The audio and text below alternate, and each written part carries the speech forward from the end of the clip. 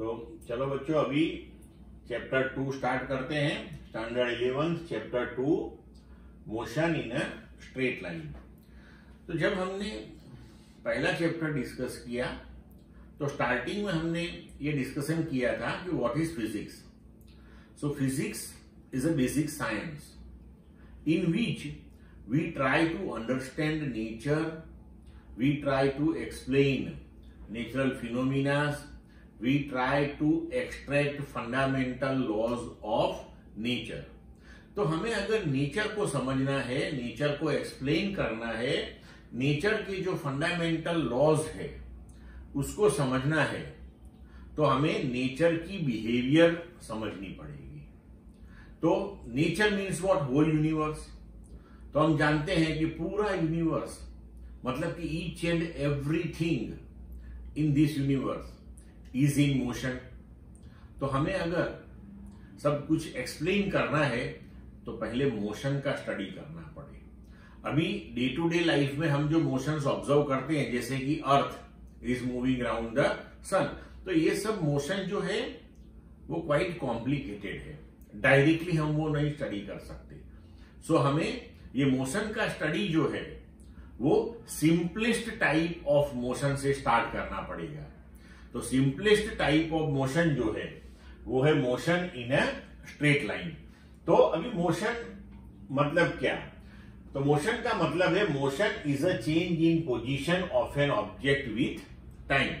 मतलब कि कोई भी ऑब्जेक्ट किसी एक जगह पे है और अगर टाइम के साथ वो अपनी जगह चेंज करता है तो we can say its position is continuously changing. तो वी कैन से कि इट इज इन मोशन। ठीक है। नाउ रेक्टिलिनियर मोशन, तो motion of objects along a straight line, that is known as rectilinear motion.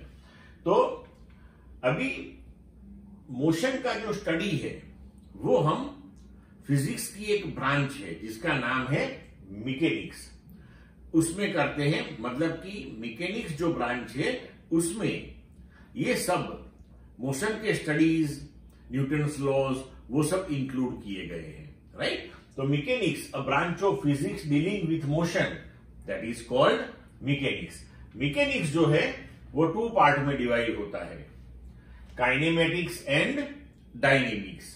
तो kinematics, that is the branch of physics dealing with motion without considering its causes, that is known as kinematics।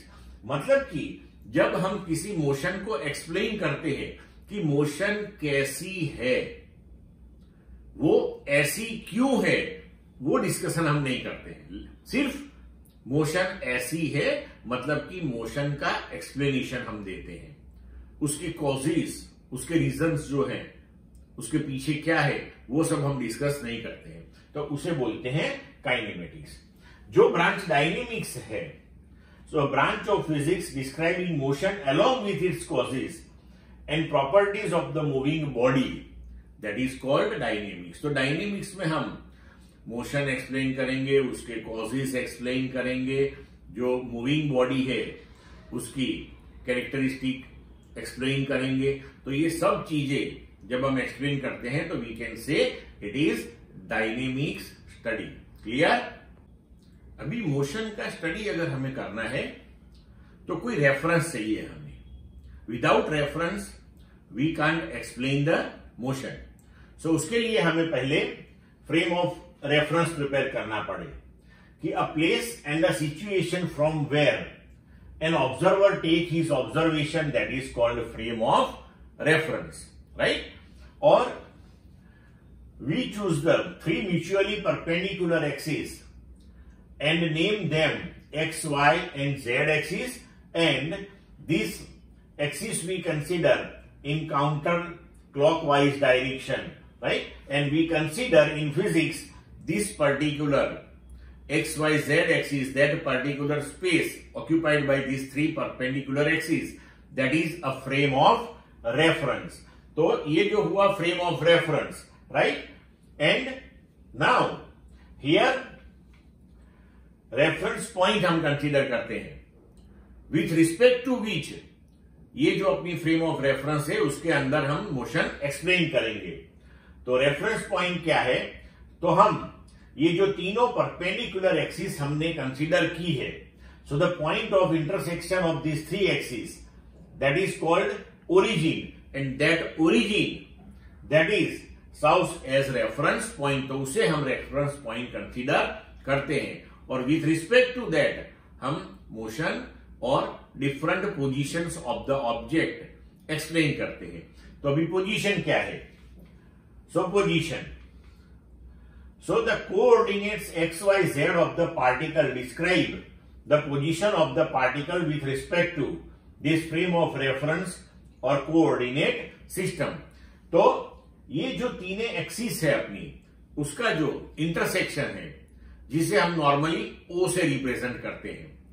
तो O के पास x की value 0, y की value 0 और z की value 0। अभी x y z frame of reference जो है अपनी, उसमें किसी भी पॉइंट अपने कंसीडर कर लेते हैं, तो उसके कोऑर्डिनेट्स जो होंगे एक्स वाई एंड जेड, तो वो एक्स वाई जेड कोऑर्डिनेट वो ऑब्जेक्ट की, अगर ऑब्जेक्ट वहां पे है तो वो ऑब्जेक्ट की पोजीशन रिप्रेजेंट करते हैं। ठीक है बच्चों, क्लियर? तो एक बार पोजीशन अगर डिसाइड हो गई तो चेंज इन पोजीशन का भी पता चल जाता है, तो फिर हम इजीली मोशन एक्सप्लेन कर सकते हैं। क्लियर? अभी हमने अगले चैप्टर में डिस्कस किया कि हम कोई भी फिनोमिना एक्सप्लेन करना चाहें तो हमें कुछ फिजिकल क्वांटिटीज उसके साथ एसोसिएट करनी पड़ती है। तो यहां पे हम मोशन एक्सप्लेन करने के लिए जो फिजिकल क्वांटिटीज यूज करते हैं वो है path length, displacement, velocity, acceleration. तो अब हम वन बाय वन पहले ये सब फिजिकल क्वांटिटीज डिस्कस करेंगे, और उसके बाद में आगे how it explain the motions वो स्टडी करेंगे हम। Path length, the total distance traveled by a particle in some time interval, that is called the path length or total distance, and it is always positive. अगर आप कोई point A से निकल के point B पे गए और B से वापस ए पे आ गए, तो टोटल डिस्टेंस जो कवर किया आपने वो ए टू बी हुआ और बी टू ए हुआ। तो ये जो टोटल डिस्टेंस है that is called path length, और वो ऑलवेज पॉजिटिव होती है, राइट? लेकिन अब हम डिस्प्लेसमेंट की बात करें तो वो है the change in position of a particle in some time interval, that is called displacement. मतलब आप एक पोजीशन से दूसरी पोजीशन पे गए तो final position minus initial position, that is called displacement. तो अगर यहां पे आप समझ जाओगे कि अगर एक पोजीशन से पार्टिकल दूसरी पोजीशन पे गया और दूसरी पोजीशन से फिर से पहली वाली पोजीशन पे आ गया, तो initial position and final position दोनों सेम हो गए। अगर दोनों सेम हो गए मतलब कि फाइनल माइनस इनिशियल करोगे तो 0 आएगा, तो डिस्प्लेसमेंट 0 भी हो सकता है। अब यहां पे जब हम एक ही डायरेक्शन की बात करते हैं, रेक्टिलिनियर वाली, तो उसमें हम क्या करते हैं कि जब स्ट्रेट लाइन पे कोई ऑब्जेक्ट मोशन करता है तो हम फॉरवर्ड डायरेक्शन को अगर पॉजिटिव लेते हैं तो बैकवर्ड को नेगेटिव लेते हैं। तो इस हिसाब से अगर देखें तो पार्टिकल ए से बी गया फॉरवर्ड में, अगर बी से वो वापस आया ए और ए से भी पीछे चला गया स्ट्रेट लाइन पे, तो अब ए के पीछे गया तो वो पोर्शन हमें नेगेटिव लेना पड़ेगा, राइट? तो फाइनल माइनस इनिशियल जब हम करेंगे तो ये हो जाएगा नेगेटिव, क्योंकि बी से जब आपने स्टार्ट किया तो ये डायरेक्शन में अगर मोशन की ऑपोजिट डायरेक्शन में, तो ऑपोजिट डायरेक्शन में जो आपने डिस्टेंस कवर किया वो नेगेटिव गिना जाएगा, फॉरवर्ड डायरेक्शन वाला पॉजिटिव गिना जाएगा। तो डिस्प्लेसमेंट नेगेटिव भी हो सकता है। क्लियर बच्चों? तो displacement that is final position minus initial position, it can be positive, negative और 0. SI unit of path length and displacement. For both we use meter. Clear बच्चों? अब हमने डिस्कस किया पाथ लेंथ और डिस्प्लेसमेंट. तो time के साथ अगर ऑब्जेक्ट उसकी पोजीशन चेंज करता है तो हमें पाथ लेंथ भी मिलेगी, डिस्प्लेसमेंट भी मिलेगा. लेकिन अब यहां पे एक और चीज समझनी पड़ेगी कि मानो कि कोई पार्टिकल यहां से लेके यहां तक गया. तब गौर से देखना, मैं पार्टिकल को मूव करता हूं, ठीक है. मानो कि ये पेन है, मैं उसको मूव करता हूं. यहां से मैंने मूव किया यहां तक, ठीक है, देख लिया. अभी फिर से मैं इसी पेन को मूव करता हूं ऐसे. तो ये दोनों मोशन सेम हुई? नहीं हुई. पहले में स्लोली गया था, दूसरे पार्ट में रैपिडली उसने पोजीशन चेंज की. तो इसके लिए हमें कुछ करना पड़े. तो इसके लिए हम फिजिकल क्वांटिटी डिस्कस करेंगे, velocity. So now average speed and average velocity. तो एवरेज स्पीड क्या है? The ratio of the path length. It implies total distance travelled to the time interval during which the motion has taken place. That is known as average speed. तो for the given time interval, average speed that we can write path length upon time interval always positive. Path length is always positive. It implies that average speed that will be always positive. Now average velocity. So average velocity, that is average velocity is the ratio of displacement to the time interval in which the displacement occurs. So we can write average velocity, that is displacement upon time interval. Displacement positive, negative, 0 कुछ भी हो सकता है. मतलब कि average velocity भी positive, negative, 0 कुछ भी हो सकती है. नाउ एवरेज वेलोसिटी, तो v के ऊपर ऐसे बार का सिंबल और ये ट्रायंगुलर ब्रैकेट, ये दोनों सिंबल है एवरेज के लिए. That is final position x2 minus initial position x1 divided by time interval final time t2 minus initial time t1. और इसको बोल सकते हैं change in position delta x. Delta represent the change. So delta x मतलब के change in x, delta t मतलब के change in time.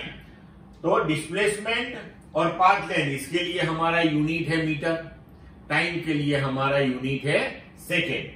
सो हम लिख सकते हैं कि average speed and average velocity have the same SI unit and that is metre per second. यहां दिमाग में रखो बच्चों कि जब हमने डिस्प्लेसमेंट बोला, अभी एवरेज वेलोसिटी बोलते हैं, तो ये वेक्टर क्वांटिटीज है, उसमें डायरेक्शन का हमें ख्याल रखना पड़ता है, राइट.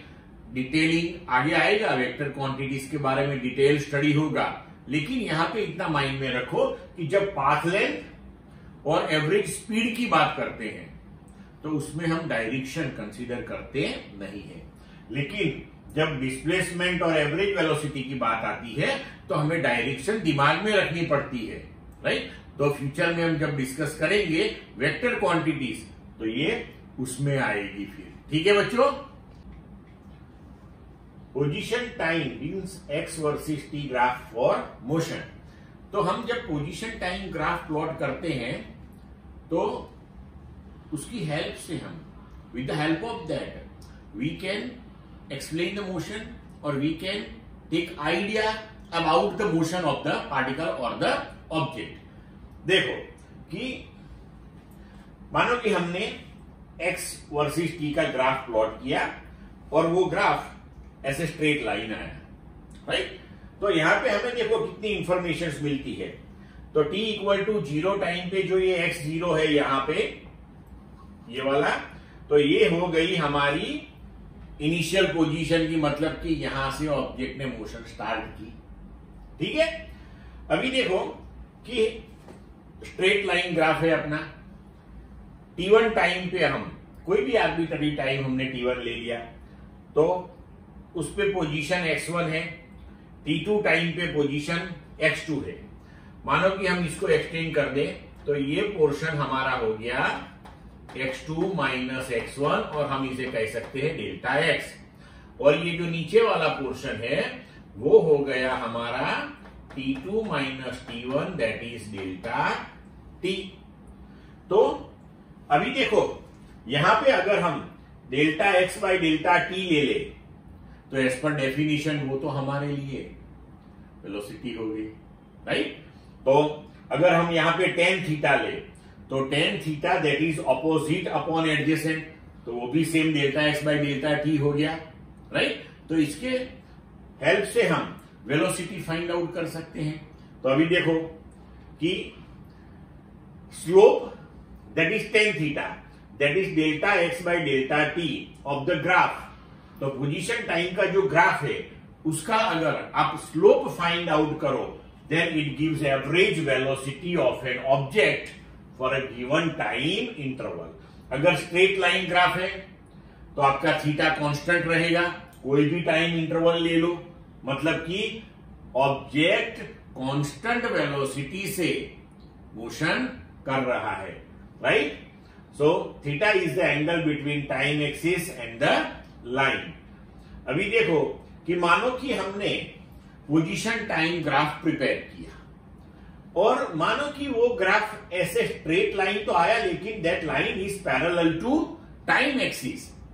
तो विथ टाइम पोजीशन चेंज नहीं हो रही है, सेम पोजीशन रही है। इसका मतलब ये हुआ कि ऑब्जेक्ट मोशन में नहीं है, ऑब्जेक्ट स्टेडी है। So if x versus t graph is parallel to time axis then the object is at rest. As shown in the figure A, the slope of the graph is 0. Hence the object is at rest and its velocity that is 0. So in this way we can explain the motion.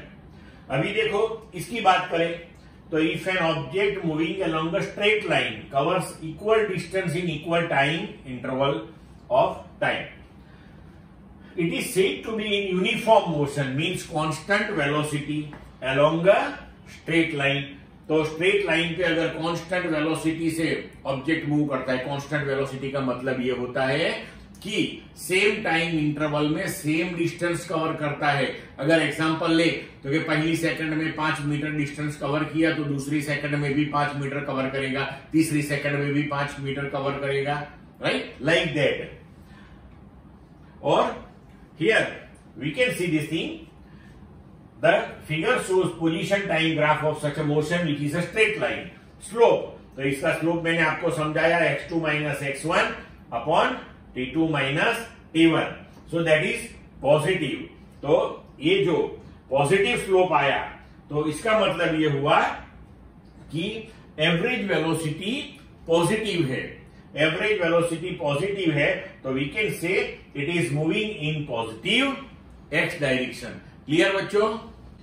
अभी बच्चों हमने average velocity का concept discuss किया तो वहां पे हम use करते हैं वर्ड एवरेज।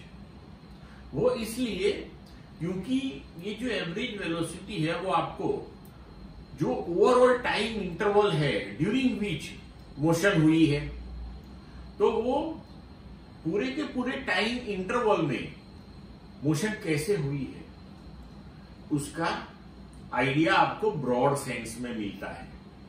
जैसे कि मानो कि आपने कार लेके स्टार्ट किया कहीं से कहीं जाने के लिए, राइट। 8 बजे आपने स्टार्ट किया आपका जर्नी और 10 बजे आप 100 किलोमीटर दूर पहुंच गए। तो 2 घंटे में आपने 100 किलोमीटर का डिस्टेंस कवर किया। तो अगर किसी ने आपको पूछा कि how speedy you covered your journey तो आप बोलोगे कि 50 किलोमीटर प्रति घंटे की रफ्तार से मैंने ये डिस्टेंस कवर किया। तो वो तो ओवरऑल 2 घंटे में क्या किया वो हुआ। तो इसका मतलब ये थोड़ी है कि जैसे कि आपने स्टार्ट की कार तो सीधी 50 किलोमीटर पर आवर की स्पीड से स्टार्ट की और जब स्टॉप की तब 50 ही थी और स्टॉप की, ऐसे नहीं होता ना। आपने स्टार्ट किया 0 से, स्पीड बढ़ी, राइट, फिर डिक्रीज हुई, फिर इंक्रीज हुई, तो ऐसे करते करते करते आप वहां पे 2 घंटे में पहुंचे। इसलिए हम यहां पे वर्ड यूज करते हैं एवरेज, ठीक है। लेकिन अगर किसी पर्टिकुलर टाइम पे, मानो कि कोई पूछे आपको कि आपने 8 बजे स्टार्ट किया था, तो 8:30 पे आपकी स्पीड क्या थी, तो उसका अंदाजा नहीं मिल सकता आपको, राइट। या तो आपको स्पीडोमीटर से रीडिंग लेने पड़ेंगे। हाँ, स्पीडोमीटर आपको इंस्टेंटेनियस स्पीड दिखाता है, तो ये इंस्टेंटेनियस स्पीड का जो हम कॉन्सेप्ट अब डिस्कस करेंगे, वो आपको किसी पर्टिकुलर टाइम पे, किसी पर्टिकुलर इंस्टेंट पे स्पीड क्या है वो समझाती है, ठीक है। तो अभी देखते हैं instantaneous velocity and instantaneous speed. तो instantaneous velocity and instantaneous speed ये फाइंड आउट करने के लिए 3 डिफरेंट मेथड्स है, राइट। तो पहला मेथड है instantaneous velocity from x versus t graph. तो मानो कि कोई ऑब्जेक्ट मोशन में है, तो उसकी मोशन जो है वो मैथमेटिकली x = 0.08 t क्यूब इस इक्वेशन से एक्सप्लेन होती है। ये इक्वेशन कैसे बनते हैं और कैसे प्रिपेयर करके इसको लिखना है, वो आपको टेंशन लेने की जरूरत नहीं है। इक्वेशन ऑफ मोशन वो हमेशा आपको दिए होंगे, वो आप टेंशन मत लो, ठीक है। तो अगर इस इक्वेशन के हिसाब से मोशन हो रही है किसी ऑब्जेक्ट की, तो इसका हम ग्राफ प्लॉट करें, तो एक्स वर्सेस टी का ग्राफ जो है वो ऐसे कर्व आएगा, बराबर। अभी मानो कि हमें एग्जैक्टली 4 सेकंड पे वेलोसिटी क्या थी ये फाइंड आउट करनी है, ठीक है। तो हमारे पास तो एज पर डेफिनेशन क्या चीज है कि x2 - x1 divided by t2 - t1, वो हमें वेलोसिटी देता है। तो यहां पे हम क्या करते हैं कि एक पॉइंट P2 ले लिया हमने 5 सेकंड वाला, एक पॉइंट P1 ले लिया 3 सेकंड वाला। मतलब कि हम टाइम इंटरवल ऐसे लेते हैं कि हमें जो टाइम पे वेलोसिटी फाइंड आउट करनी है वो यहां एग्जैक्टली इन दोनों के बीच में हो, राइट। फिर हमने P1 to P2 एक स्ट्रेट लाइन प्रिपेयर किया, ठीक है। अभी ये जो स्ट्रेट लाइन हमने प्रिपेयर किया, उसका अगर हम स्लोप फाइंड आउट करेंगे तो वो हमें वेलोसिटी देगा, लेकिन वो एवरेज आएगी। वो क्या आएगी? एवरेज। तो अब हम क्या करेंगे कि टाइम इंटरवल को थोड़ा छोटा बनाते हैं। ये 3 to 5 जो हमने लिया, तो उसमें हमने इंटरवल रखा 2 सेकेंड का। अब हम मानो कि इंटरवल करते हैं 1 सेकेंड का, मतलब कि 4 से 4.5 और 4 से लेस 3.5, मतलब 3.5 एंड 4.5 का इंटरवल हो गया 1 सेकेंड। तो 1 सेकेंड के लिए इंटरवल के लिए हम 2 पॉइंट यहां ग्राफ पे लेते हैं, 3.5 वाला Q1, 4.5 वाला Q2। अगेन उसको ज्वाइन करेंगे, स्लोप फाइंड आउट करेंगे और वेलोसिटी गिनेंगे। अगेन वो एवरेज वेलोसिटी आएगी। तो यहां पे देखो, लेकिन एक चीज आप देख सकते हो कि जैसे आप टाइम इंटरवल स्मॉल बनाते हो, तो ये जो लाइन है स्ट्रेट लाइन अपनी, वो P के नजदीक जा रही है। तो अगर ऐसे हम smaller smaller smaller smaller time interval लेते लेते लेते लेते P पॉइंट की आजू बाजू के 2 वेरी क्लोज पॉइंट्स कंसीडर कर ले, वेरी क्लोज, और अगर हम स्ट्रेट लाइन प्रिपेयर करेंगे तो that will be almost a tangent at P। अब किसी भी कर्व को आप किसी भी पॉइंट पे अगर टेंजेंट प्रिपेयर करते हो तो 1 एंड ओनली 1 होता है वो। इसका मतलब कि अब हम ये P के पास जो टेंजेंट प्रिपेयर किया, if we find out the slope of that tangent, then you will get the instantaneous velocity. मतलब कि exactly at that point velocity क्या है। क्लियर? लेकिन ये जो मेथड है वो काफी टीडियस मेथड है, right. So if a point if at point P tangent is drawn, then the slope of that tangent will give instantaneous velocity at point P. Now, not that for uniform motion x versus t, graph is a straight line, so that value of instantaneous velocity that is the same as the value of average velocity. तो अगर straight line graph है तो उसमें tension वाली बात नहीं है, वो इजीली मिल जाता है. लेकिन अगर ऐसे कर्व्ड ग्राफ आए इस तरीके के इक्वेशन से जो बनते हैं, तो उसमें हम इजीली कैलकुलेट नहीं कर सकते हैं, राइट. तो instantaneous speed at any instant that is equal to the magnitude of instantaneous velocity at that instant. मतलब ये याद रखो कि instantaneous speed and instantaneous velocity वो मैग्नीट्यूड वाइज ऑलवेज सेम होती है. तो यहां पे हम बाइफर्केशन ना भी करें तो चलता है. ठीक है, क्लियर बच्चों. अभी हम दूसरा मेथड डिस्कस करते हैं इंस्टेंटेनियस वेलोसिटी फाइंड आउट करने के लिए. तो instantaneous velocity numerically from x versus T relation. अब इसका कॉन्सेप्ट जो है बड़ी सिंपल है. मानो कि मैंने अभी आपको एग्जांपल दिया था कि 8:30 पे आपकी स्पीड क्या है, राइट. तो अगर आपको पता है कि 8:20 से लेके 8:40 तकरीबन ये 20-30 मिनट तक आप कांस्टेंट वेलोसिटी से, आपको हाईवे क्लियर मिल गया और आप कांस्टेंट वेलोसिटी से चल रहे थे कि भी 80 किलोमीटर पर आवर, तो आप इसीलिए बोल दोगे कि मेरी स्पीड एग्जैक्टली 8:30 को इतनी थी. तो ये कॉन्सेप्ट है कि टाइम इंटरवल हम लेंगे पर्टिकुलर, अगर उसमें स्पीड कांस्टेंट आई तो हमारा जो पर्टिकुलर इंस्टेंट ऑफ टाइम है उसको हम उसके बीच में रखेंगे, तो उस टाइम पे वही स्पीड होगी, राइट. तो ये कॉन्सेप्ट से यहां पे डिस्कस करेंगे. देखो अभी हमारे पास रिलेशन तो है कि x इक्वल टू 0.08 t³. तो अब हम यहां पे क्या करेंगे कि मानो कि हमें t इक्वल टू 4 सेकंड पे एग्जैक्टली वेलोसिटी फाइंड आउट करनी है, राइट. तो हम delta x by delta t वो इस तरीके से कैलकुलेट करेंगे कि जितना हो सके उतना 4 सेकंड के क्लोज ले जाएंगे इसको. देखो कैसे कैलकुलेशंस करेंगे. मानो कि पहले हमने ये 2 सेकंड वाला टाइम इंटरवल ले लिया, ठीक है, 2 सेकंड वाला. ओके, मतलब कि 4 सेकंड पे हमें कैलकुलेट करना है, तो हम एक टाइम 3 सेकंड और दूसरा टाइम 5 सेकंड ले लेंगे. तो इंटरवल हो गया 2 सेकंड. अब हम क्या करेंगे कि ये जो इक्वेशन है उसमें t की वैल्यू 3 सेकंड रखेंगे और x कैलकुलेट करेंगे.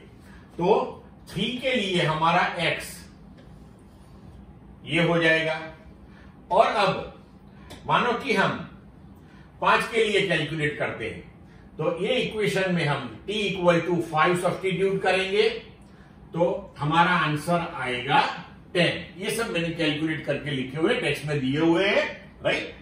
तो आप इस तरीके से देख सकते हो कैलकुलेट करके. तो अभी देखो कि टाइम इंटरवल क्या हो गया अपना, तो कि 5 - 3, तो 2 सेकंड का टाइम इंटरवल हो गया. अभी ये जो 2 सेकंड है उसमें डिस्प्लेसमेंट क्या हो गया अपना, तो 10 - 2.16, तो ये हो गया 7.84.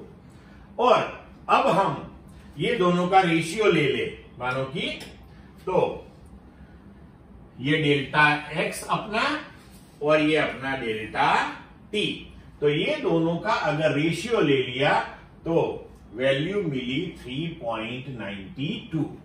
तो अब ये टाइम इंटरवल जो हमने यहां पे 2 सेकेंड जो बढ़ा लिया, वो हमारा कॉन्सेप्ट ये है कि अब टाइम इंटरवल छोटा छोटा छोटा छोटा करते जाएंगे, smaller and smaller, smaller and smaller, smaller and smaller. तो हमें 4 सेकंड के आजू बाजू में से वो टाइम कंसीडर करके वो टाइम इंटरवल इतना छोटा बनाना है कि जब हम for that small time interval when we calculate delta x by delta t, then it comes to constant one. तो in that particular time interval if your velocity is constant, then आपका time वो तो ये दोनों के बीच में है, तो आप बोल सकते हो कि वो टाइम पे भी वेलोसिटी यही है। आई बात समझ में? तो इस तरीके से आप अलग अलग अलग टाइम इंटरवल लेके सब कैलकुलेट कर सकते हो। फिर देखो, आपने टाइम इंटरवल 2 सेकेंड वाला डिक्रीज करके 1 सेकेंड किया, मतलब 4 से 3.5, 4 से 4.5। फिर टाइम इंटरवल 0.5 किया, 0.1 किया, 0.01। टाइम इंटरवल कम करके आपने हर एक टाइम इंटरवल के लिए delta x by delta T, delta x by delta T calculate किया। अभी देखो यहां पे ये जो आंसर आपका आया 3.8402, ये भी आंसर आया 3.8402, राइट? तो अब आपके आंसर्स कांस्टेंट आने शुरू हो गए। तो इसका मतलब ये हुआ कि 0.1 जो टाइम इंटरवल है वो सफिशिएंट स्मॉल है, क्योंकि जब हम बोलते हैं कि time interval smaller and smaller, smaller and smaller, smaller and smaller लेते जाओ और कैलकुलेशन करते जाओ, तो लेकिन कोई लार्ज इंटरवल, उसकी कोई डेफिनेशन नहीं है। उस तरीके से स्मॉलर की भी कोई डेफिनेशन नहीं है। कितना स्मॉल, स्मॉल मतलब कितना स्मॉल, 0.0000000, कितने जीरो डाल सकते हो आप स्मॉलर बनाने के लिए। तो यहां पे हमें पता चलता है कि जैसे अपना आंसर कांस्टेंट आना शुरू हो जाए, बस हो गया। Then after no need to consider smaller interval than that. तो अब हमें यहां पे ये जो कांस्टेंट वेलोसिटी मिल गई, तो हम बोल सकते हैं कि यस, ये हमारी इंस्टेंटेनियस वेलोसिटी है। तो इस तरीके से हमें ये सब इंटरवल स्मॉल कर करके ये कैलकुलेशन कैरी आउट करना है। तो ये हो गई मैथमेटिकल मेथड। तो ये भी टीडीएस है, लंबी वाली है, कहां तक करते जाओगे, राइट? तो अब एक इजी मेथड अब डिस्कस करेंगे हम, ठीक है बच्चों? अब ये इंस्टेंटेनियस वेलोसिटी फाइंड आउट करने के लिए हमने 2 मेथड डिस्कस की। दोनों मेथड क्वाइट लेंथी है। तो अब हम यहां पे मैथमेटिक्स की हेल्प लेंगे। मैथमेटिक्स में एक मेथड आता है, that is method of differentiation. तो उस मेथड से हम easily instantaneous velocity find out कर सकते हैं। देखो कि हमारी एवरेज वेलोसिटी है delta x by delta t.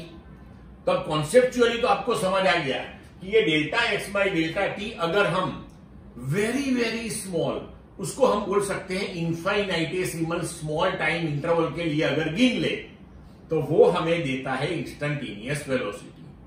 तो मैथमेटिक्स में ये जो टर्म है वेरी स्मॉल मतलब कि very close to zero, equal to zero नहीं, जीरो के नजदीक, तो उसे सिंबॉलिकली ऐसे लिखते हैं कि limit time interval tends to zero. अभी लिमिट LIMIT उसको स्मॉल सिंबल में LIM लिखते हैं। तो limit delta t tends to zero, ये कंडीशन मेंटेन करके हम ये रेशियो फाइंड आउट करते हैं delta x by delta t. तो अब इसको सिंबॉलिकली ऐसे लिखते हैं कि V equal to dx by dt, और ऐसे भी लिख सकते हैं कि d by dt of x। तो ये जो हमने यहां पे सिंबल बनाया dx बाई dt, वो ये बताता है कि differentiate x with respect to time t। तो आपको ये वाला जो कैलकुलेशन है वो डायरेक्ट मिलेगा। ये मैथमेटिक्स में ये सब दिया हुआ है, राइट? वेरी सिंपल चीज है, वो सब हमें इतने डिटेल में जाने की जरूरत नहीं है। हमें तो बस इतना डिस्कस करना है कि अभी हमें x का डिफरेंशिएशन करना है। तो x हो गया अपना function, with respect to time t करना है, तो टाइम हो गया वेरिएबल। तो अब क्वेश्चन आता है कि डिफरेंशिएशन करना कैसे है। तो जब हमें डिफरेंशिएशन करना होता है फंक्शन का विथ रिस्पेक्ट टू वेरिएबल, तो एट दैट टाइम हमारे पास फंक्शन और वेरिएबल उसकी रिलेशनशिप होनी चाहिए। वो रिलेशनशिप आपको कभी एस्टैब्लिश नहीं करनी है, वो हमेशा आपको दी जाएगी। जैसे यहां पे हमने इक्वेशन लिया था x और t के रिलेशन वाला कि x equal to 0.08 t cube, तो that is the relationship, x is a function, t is a variable. तो अभी डिफरेंशिएशन का रूल क्या है, राइट? तो देखो कि अगर डी बाई डी एक्स, मतलब कि एक्स रेज टू एन का हम एक्स के विथ रिस्पेक्ट टू डिफरेंशिएशन करें तो आंसर है n x raise to n minus one. मतलब you have to take power in multiplication and power will be decreased by one, you will get the answer. Simple thing, clear. और ऐसे कुछ standard differentiation, sign का क्या है, cos का क्या है, वो सब हमें टेक्स्ट में दिए हुए हैं, राइट। तो वो सब हमें याद करने हैं, वो कैसे डिराइव होता है वो सब डिस्कस करने की कोई जरूरत नहीं है, उसका टेंशन लेने की जरूरत नहीं है। मैथ्स वाले ए ग्रुप वाले बच्चे वो सब पढ़ेंगे तो ऑटोमेटिकली उनको बाय हार्ट हो जाएगा। बी ग्रुप वाले बच्चे जो है वो इतना याद कर ले, बहुत है इतना, ठीक है, उसमें टेंशन लेने की बात नहीं है। अब देखो कि अगर x रेज टू n का differentiation with respect to x किया तो उसका आंसर है nx raise to n minus one. मतलब you have to take power in multiplication and power will be decreased by one. अब देखो कि इसका हम यूज करके कैसे कैलकुलेशन करते हैं। तो हमारे पास रिलेशनशिप है x equal to 0.08 t cube. अब इंस्टेंटेनियस वेलोसिटी फाइंड आउट करने के लिए हमें करना है d by d t of x। So v equal to dx by d t और d by d t of x। तो अभी x की वैल्यू सब्स्टिट्यूट करो तो d by d T 0.08 into T cube. 0.08 constant है, उसको हम बाहर ले लेंगे। अभी देखो तो 0.08 बाहर ले लिया तो अभी ये हो गया d by d t of t cube. तो d by d x of x raise to n इसी स्टाइल का हो गया। तो अब टेक पावर इन मल्टीप्लीकेशन, तो 3 को मल्टीप्लीकेशन में ले लिया, देन डिक्रीज पावर बाय 1 तो t रेज टू 3 माइनस 1 कर दिया। तो v इक्वल टू अब 3 इंटू 0.08.24 हो गया, t रेज टू 3 माइनस 1 तो t स्क्वायर। तो अभी देखो यहां पे हमें वेलोसिटी का टाइम के साथ जो रिलेशन है वो मिल गया। तो देखो अब यहां बेनिफिट क्या हुआ हमें कि कोई भी टाइम पे हम वेलोसिटी कैलकुलेट कर सकते हैं, क्योंकि हमें डायरेक्टली वेलोसिटी और टाइम का रिलेशन मिल गया। अभी हमें 4 सेकंड पे फाइंड आउट करना था ना। So now let's substitute t equal to 4। तो अब यहां पे t इक्वल टू 4 सब्स्टिट्यूट किया तो आपकी वैल्यू आ गई 3.84 मीटर पर सेकंड, जो आगे वो आती थी। तो अब ये मेथड हम हमेशा यूज करेंगे, मेथड ऑफ डिफरेंशिएशन। तो ये वेरी इजी है। और यहां पे देखो आप कि इसका बेनिफिट क्या है कि नॉट ओनली एट 4 सेकंड, अगर किसी ने बोला कि 1000 सेकंड पे वेलोसिटी क्या होगी, no problem, t equal to 1000 रख दो, आपका आंसर आ गया। So this is the method of differentiation and we will continuously adopt this one in physics. Clear? Now example 2.1.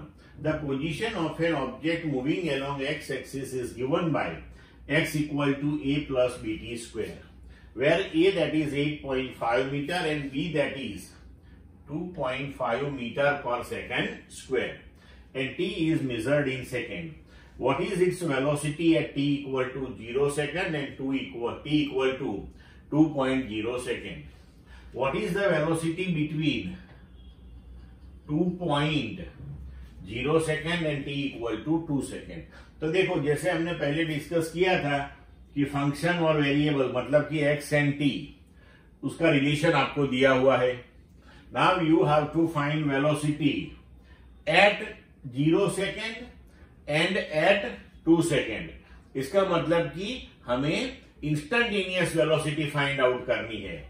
और ये जो दूसरा क्वेश्चन है कि what is the velocity between 2.0 second and 4 second, मतलब कि ये टाइम इंटरवल 2 to 4 सेकेंड में वेलोसिटी फाइंड आउट करनी है, तो वो हो जाएगी हमारी average velocity. Now let's start. से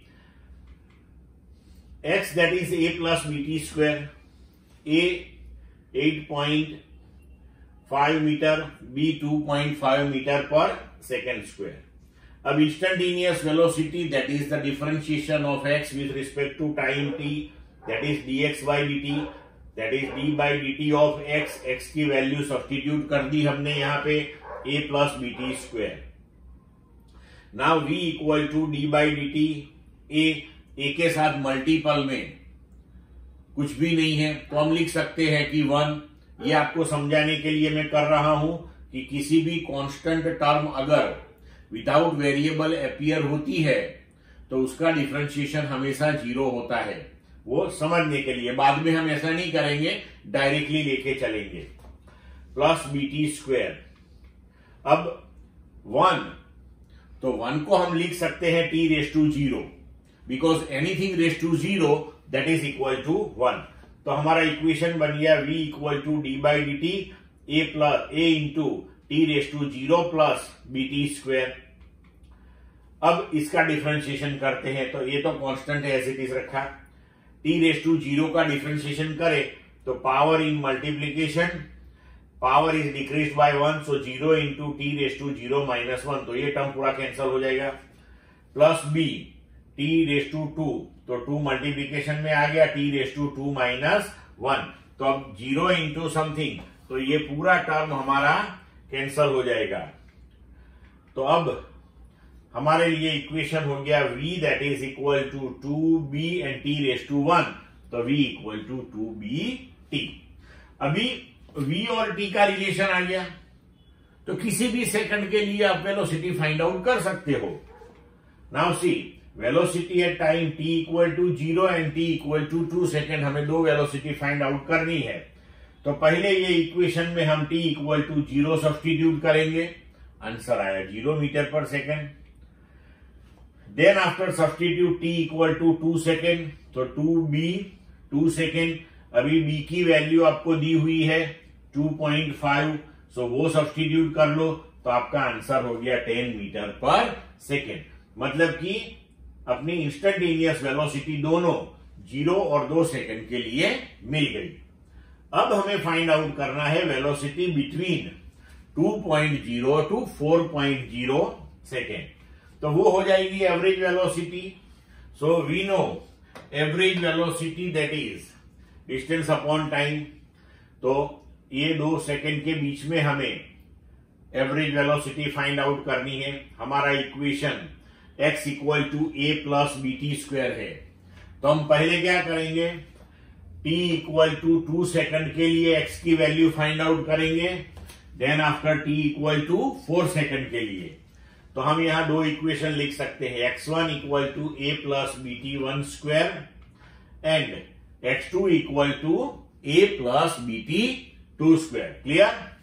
now x1 that is a plus b, t1 2 second है, सब्स्टिट्यूट करो यहां पे, तो a plus b 2 into 2 square, तो ये हो गया x1 equal to a plus 4b। अभी यहां पे 4 सेकेंड के लिए x2 equal to a plus b into 4 square, तो ये हो गया x2 equal to a plus 16b। अब हमें एवरेज वेलोसिटी फाइंड आउट करनी है, तो as per definition average velocity that is delta x by delta t, that is x2 minus x1 upon t2 minus t1। So x2 a plus 16b हो गया, minus x1 a plus 4b हो गया, तो t2 minus t1। हम simplify करेंगे इसको, तो a plus 16b minus a minus 4b upon 4 minus 2, तो ये हो गया resultantly 12b by 2, a cancel हो जाएगा, सो 12b by 2 that is 6b। अब b की वैल्यू रख दो यहां पे, सो 6 into 2.5 that is 15 metre per second, तो ये हो गई हमारी एवरेज वेलोसिटी। क्लियर बच्चों? पूरे आंसर्स हो गए दोनों। अब बच्चों हमने बात की कि we want to understand the concept of motion. तो पहले हमने डिस्कस किया डिस्प्लेसमेंट, डिस्टेंस ट्रैवल, फिर वेलोसिटी, राइट। अभी जब हम वेलोसिटी के बारे में सोचते हैं तो हमने अपनी डे टू डे लाइफ में प्रैक्टिकली भी हम तो ये ऑब्जर्व करते हैं कि ऑब्जेक्ट हमेशा एक ही वेलोसिटी से मूव नहीं होता है, उसकी वेलोसिटी भी टाइम के हिसाब से अलग अलग तरीके से चेंज होती है। कि ऐसा नहीं है कि 1 सेकंड में वेलोसिटी 5 बढ़ी फिर दूसरी सेकंड में भी 5 बढ़ी, ऐसा नहीं होता। कई बार एक सेकंड में 5 बढ़ी, फिर दूसरी सेकंड में 3 बढ़ी, फिर चौथी सेकंड में कुछ डिक्रीज हुई, फिर कुछ बढ़ी, ऐसे मूव होता है। कभी कोई कांस्टेंट वेलोसिटी से हमेशा के लिए मूव नहीं होता है। तो इसके लिए हमें जो वेलोसिटी टाइम के साथ चेंज हो रही है, तो इसको अंडरस्टैंडिंग करने के लिए हम एक नई फिजिकल क्वांटिटी डिस्कस करेंगे, एंड दैट इज एक्सेलरेशन। तो एक्सेलरेशन मतलब क्या? The time rate of change of velocity, that is called acceleration, और we can say change in velocity per unit time or change in velocity per second, that is called acceleration. Now suppose we consider a particle moving in a straight line at time t1 and t2. Its instantaneous velocities are v1 and v2 respectively. Then the change in velocity in that particular time interval that we can write. Now time interval is delta t2 minus t1, and change in velocity, that is v2 minus v1. So here we can write according to the definition of acceleration. Now here we have to first take average acceleration, because here we are getting the change in velocity over the entire time interval, at a specific time. What is the change that we are not able to find here?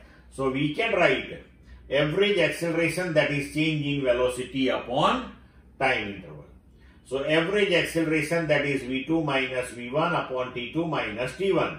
So that is delta v by delta t. Now see here, average acceleration, that is a vector quantity, and उसकी direction जो होगी, that is the direction of change in velocity. तो ये जब vector हम detail में discuss करेंगे, तब कैसे फाइंड आउट करते हैं ये डायरेक्शन, वो भी पता चलेगा। लेकिन अभी इतना दिमाग में रखना है कि ये वेक्टर क्वांटिटी है, मतलब कि इसमें डायरेक्शन बहुत इंपॉर्टेंट चीज है। Clear? Now SI unit, so velocity के लिए मीटर पर सेकंड, फिर टाइम के लिए second, so meter per second upon second, that is meter per second square. So we can write ms raised to minus 2. Clear बच्चों? अब instantaneous acceleration at any time t, तो हमने discuss किया कि अगर इंस्टेंटेनियस फाइंड आउट करना है तो फंक्शन का विथ रिस्पेक्ट टू वेरिएबल हमें डिफरेंशिएशन करना है। तो यहां पे वेलोसिटी चेंज हो रही है with respect to time t, तो हम क्या करेंगे कि वेलोसिटी का टाइम के विथ रिस्पेक्ट टू डिफरेंशिएशन करेंगे। तो instantaneous acceleration, that is limit delta t tends to 0 delta v by delta t, but this limit delta t tends to 0 delta v by delta t, that is dv by dt, that is the differentiation. तो ये जो differentiation का symbol है d by d t of v, तो उसको इस तरीके से भी कई टेक्स्ट में रिप्रेजेंट करते हैं, v के ऊपर डॉट। एक डॉट का मतलब हुआ कि इसका फर्स्ट डिफरेंशिएशन, राइट, पहली बार डिफरेंशिएशन, तो dv बाय dt, उसको v डॉट से भी रिप्रेजेंट करते हैं। नाउ वी नो, हमने आगे डिस्कस किया कि velocity that is dx by dt, तो acceleration that is dv by dt, that is d by dt of v that is dx by dt। सो हम यहां पे लिख सकते हैं कि a that is d2x by dt2। तो ये हो गया x का 2 बार डिफरेंशिएशन। ये पहले हमने एक बार x का डिफरेंशिएशन किया, उसका जो आंसर आया वो वेलोसिटी है, उसका दोबारा डिफरेंशिएशन किया ये d बाई डी टी से, तो x का 2 बार डिफरेंशिएशन हुआ, तो उसको हम ऐसे x के ऊपर डबल डॉट रख के भी रिप्रेजेंट कर सकते हैं। लेकिन यहां पे be careful, d2x by dt2 ये कोई स्क्वायर नहीं है यहां पे, सो भूल के भी स्क्वायर मत कर देना अपने आंसर का। ये सिंबल जो है वो दिखाता है कि आपको x का 2 बार डिफरेंशिएशन करना है, मतलब कि एक बार डिफरेंशिएशन करो, जो भी आंसर आए उसका दोबारा डिफरेंशिएशन करो, तो 2 बार डिफरेंशिएशन करके आपको ये आंसर मिलेगा। ठीक है बच्चों, अभी देखो कि पोजीशन टाइम ग्राफ आप प्रिपेयर करते हो और अगर वो स्ट्रेट लाइन है, राइट, तो स्ट्रेट लाइन है मतलब कि इसका स्लोप हम फाइंड आउट करेंगे ऐसे, तो स्ट्रेट लाइन का जो स्लोप है वो कांस्टेंट आएगा और slope of x versus t graph that will give you velocity.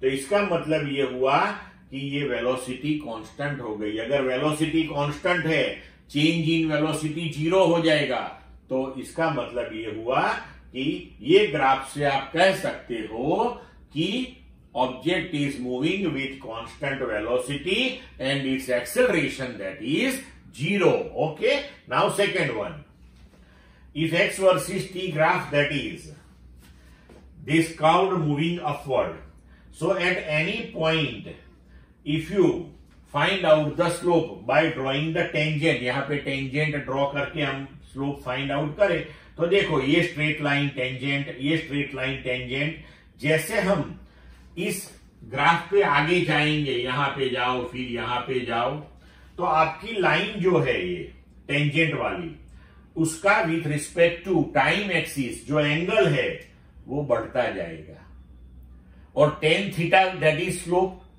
तो इसका मतलब है कि आपकी वेलोसिटी कंटिन्यूअसली बढ़ती जाएगी, मतलब कि ये पॉइंट पे जो वेलोसिटी है उससे ज्यादा वेलोसिटी यहां पे होगी। अगर आप ये टाइम इंटरवल लेते हो तो final velocity is greater than initial velocity आएगी।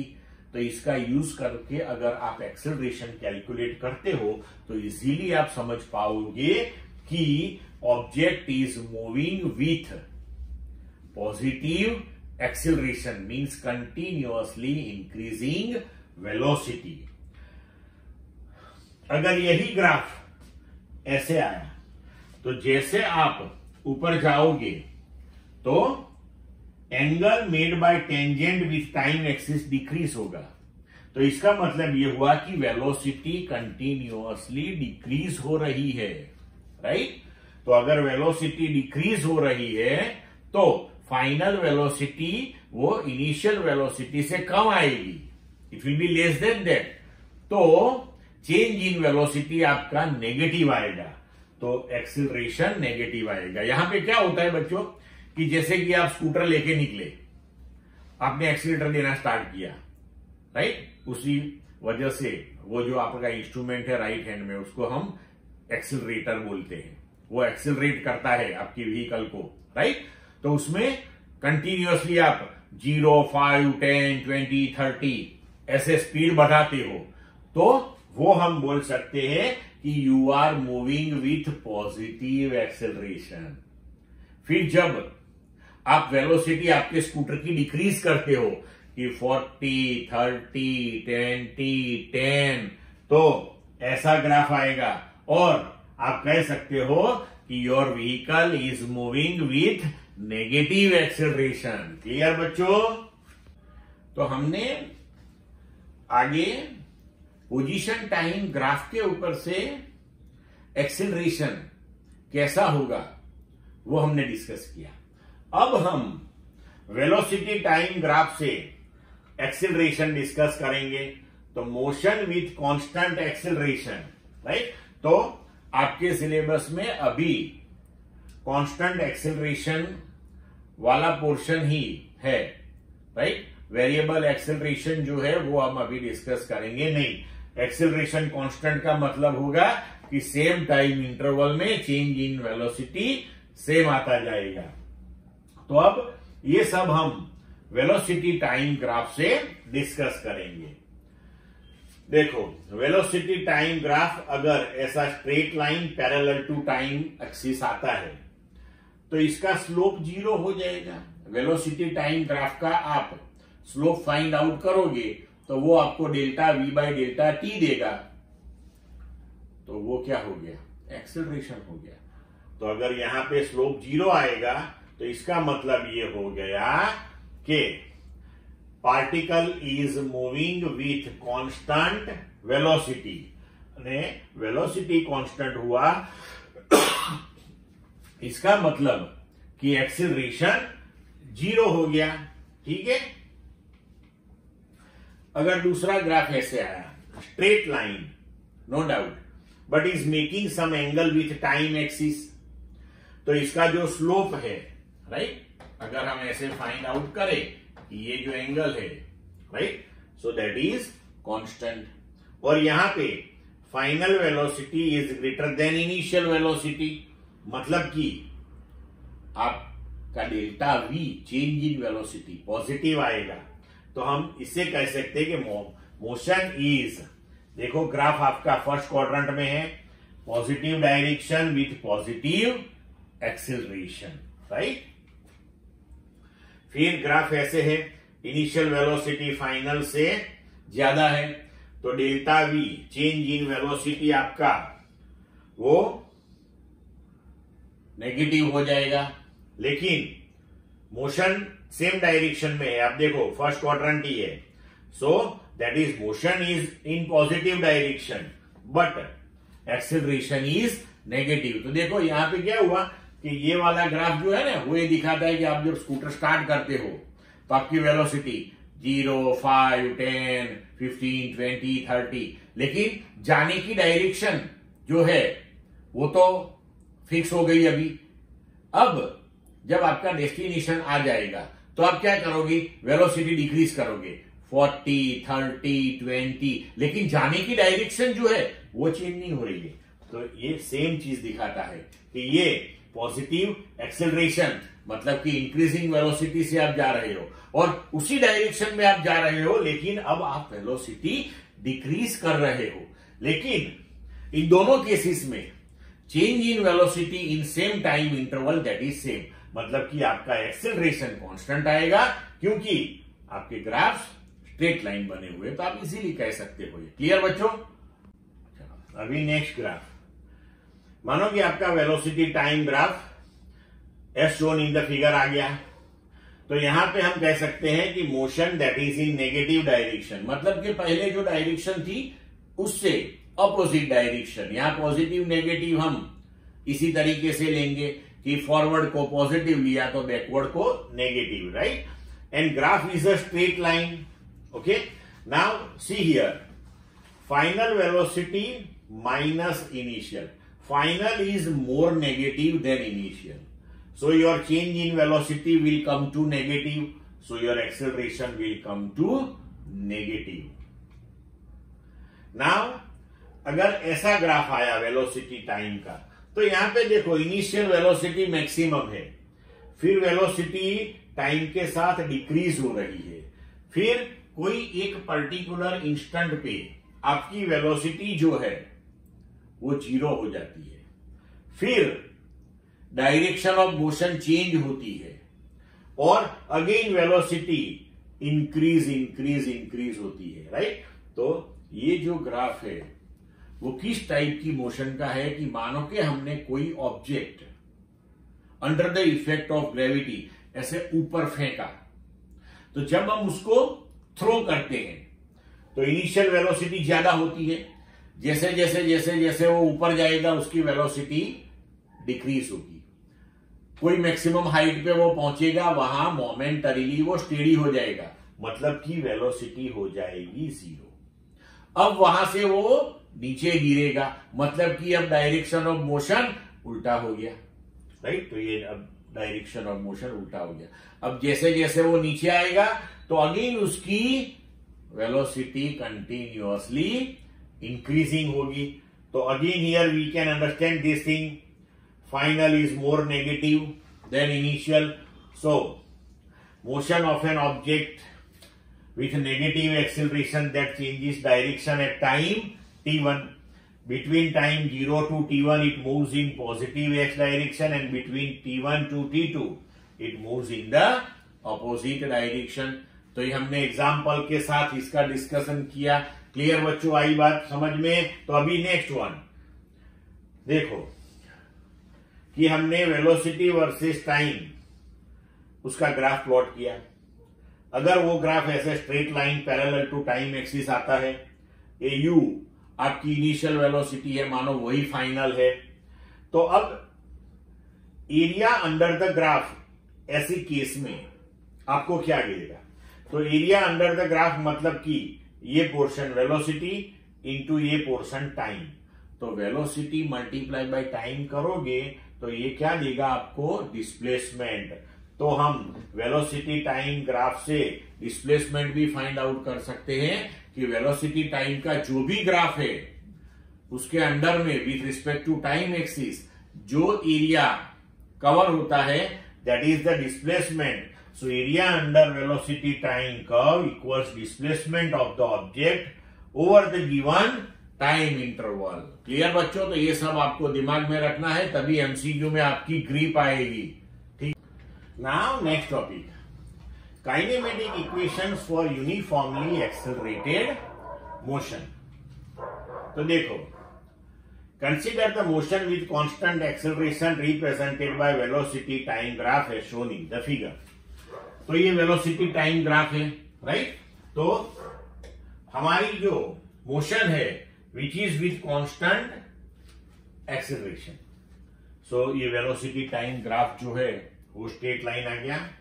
अभी t इक्वल टू 0 टाइम पे आपकी वेलोसिटी v0 है और t equal to t time पे आपकी वेलोसिटी v है। तो v0 उसे बोलते हैं हम initial velocity and v that is your final velocity। अभी देखो कि velocity of an object v0 at t equal to 0 and v at time t, then change in velocity क्या हो जाएगा? तो ये फाइनल माइनस इनिशियल, ग्राफ के ऊपर आप देख सकते हो कि इतना पोर्शन हो गया v minus v0 upon time interval, तो ये हो गया t minus 0। So we can write v equal to v0 plus at। जब आपका एक्सेलरेशन कांस्टेंट है तो आप उसको एवरेज बोलो या इंस्टेंटेनियस, वैल्यू उसकी वन ऑफ द सेम होगी। तो ये इक्वेशन बन गया अपना v equal to v0 plus at। तो ये हो गया first kinematic equation for uniformly accelerated. Uniformly मतलब acceleration is constant, so uniformly accelerated motion. अब आगे बढ़ते हैं। नाउ वी डिस्कस्ड प्रीवियसली कि area under this curve, right, वो हमें क्या देगा? तो क्या डिस्प्लेसमेंट देगा। So area under this curve that is area between instant 0 to t, तो ये पूरा एरिया दैट इज, तो अब ये जो एरिया है ए बी टी ओ और ए बी डी ओ, तो उसको हम दो पार्ट में डिवाइड करते हैं, triangle ABC and rectangle ACD O. तो area between instant 0 and t that is area of triangle ABC plus area of rectangle OACD. तो ट्राइंगल का area half into base into height, so half उसकी height हो गई v minus v0 और उसका base हो गया t। और अभी रेक्टेंगल, तो ये पोर्शन हो गया v0 और ये पोर्शन हो गया t, तो प्लस v0 t। तो the area under v versus t curve represent the displacement, वो हम जानते हैं, ठीक है। तो हम यहां पे लिख पाएंगे कि displacement x that is half into v minus v0 into t plus v0 t। अब देखो x दैट इज वही इक्वेशन हमने लिखा यहां, half into v minus v0 into t plus v0 t। But v minus v0 that is 80, वो हमने पहले equation में देखा है, राइट। तो अगर v माइनस v0 की वैल्यू हम यहां पे सब्स्टिट्यूट कर दे तो इक्वेशन हो गया x equal to half a t square plus v0 t। तो इसको हम फिर से लिखें, x equal to v0 t plus half a t square. तो ये दूसरा काइनेमेटिक इक्वेशन बन गया अपना। अब देखो ये जो इक्वेशन 3 है उसे हम फिर से लिखते हैं कि half v minus v zero t plus v zero t. तो इसे सिंप्लीफाई किया, half v t minus half v zero t plus v zero t. तो यहां पे देखो minus half v zero t plus v zero t, तो वो plus half v zero t हो गया, तो half v t plus half v zero t. So x equal to v plus v zero by two into t. तो ये जो portion है अपना v plus v zero by to, right, initial plus final divided by two, तो इसे हम कह सकते हैं एवरेज वेलोसिटी। लेकिन इस तरीके से एवरेज वेलोसिटी मतलब कि initial plus final divided by two, वो आप कांस्टेंट एक्सेलरेशन वाले केस में ही ले सकते हो। अगर एक्सेलरेशन खुद चेंज हो रहा है तो एवरेज वेलोसिटी ऐसे नहीं निकालते हैं, याद रखना, ठीक है। तो यहां पे average velocity that is v plus v zero by two, right. Now for constant acceleration only, वो हमेशा दिमाग में रखना। तो ये इससे ऊपर से हमने एक एक्स्ट्रा चीज देखी यहां पे। अब आगे बढ़ते हैं। Now in this equation x equal to v plus v zero by two into t, तो उसमें जो हमारा ये पहला इक्वेशन था उसमें हम t इक्वल टू लिख सकते हैं v minus v zero by a. तो t की जो वैल्यू है वो हम यहां सब्सटीट्यूट करते हैं कि x equal to v plus v zero by two into v minus v zero by two. तो रिजल्टेंटली ये बन गया v square minus v zero square by two a. तो इसे हम लिख सकते हैं v square equal to v zero square plus two a x. तो ये हो गया हमारा थर्ड काइनेमेटिक इक्वेशन, ठीक है बच्चों। अब देखो कि तीनों इक्वेशन हम यहां एक साथ लिखते हैं। First one v equal to v zero plus a t, second one that is x equal to v zero t plus half a t square, third one v square equal to v zero square plus 2ax. So these are kinematic equations for rectilinear motion for constant acceleration. So if at time t equal to 0, यहां पे हमने क्या ले लिया कि initial position जो है मतलब कि जहां से ऑब्जेक्ट मोशन स्टार्ट करता है वो पोजीशन हमने 0 कंसीडर की हुई है। अगर t इक्वल टू 0 टाइम पे ऑब्जेक्ट की कोई पोजीशन है, राइट, तो मानो कि वो x0 है, तो हम यहां पे वो इक्वेशन में कैसे एंटर कर सकते हैं। तो देखो इसमें तो पोजीशन है ही नहीं, तो v equal to v zero plus a t. तो यहां पे x इक्वल टू x0 मतलब डिस्प्लेसमेंट कब होगा कि आप x माइनस x0 करोगे तब, तो डिस्प्लेसमेंट होगा x माइनस x0, तो उसे हम लिख सकते हैं कि x equal to x0 plus v zero t plus half a t square. तीसरा v square equal to v zero square two a into x, x displacement है तो अभी इनिशियल पोजीशन है तो x माइनस x0। तो इस तरीके से हम उसको अंदर इंक्लूड कर सकते हैं। क्लियर, आई बात समझ में। तो अभी आपको बच्चों ध्यान रखना, अगर ये बहुत बहुत इंपॉर्टेंट इक्वेशन है, कहीं भी अप टू 12th ये आपको यूजफुल होगी। किसी भी जगह पे किसी भी टाइप की मोशन हो, मानो कि under the effect of electric field हो, under the effect of magnetic field हो, under the effect of any type of other force, अगर आपको मोशन दी हुई है और एक्सेलरेशन कांस्टेंट है मतलब कि फोर्स भी कांस्टेंट है, तो अगर एक्सेलरेशन कांस्टेंट है तो उस मोशन को सिंप्लीफाई करने के लिए, अंडरस्टैंडिंग में लेने के लिए, उसके प्रॉब्लम्स सॉल्व करने के लिए आप ये सब इक्वेशंस यूज कर सकते हो। तो blindly whenever it is given to you acceleration is constant, immediately think about these equations. Clear बच्चों, important thing. Now example 2.2, obtain the equations of motion for constant acceleration using method of calculation। जो हमने आगे kinematic equations derive किए, 3 equations.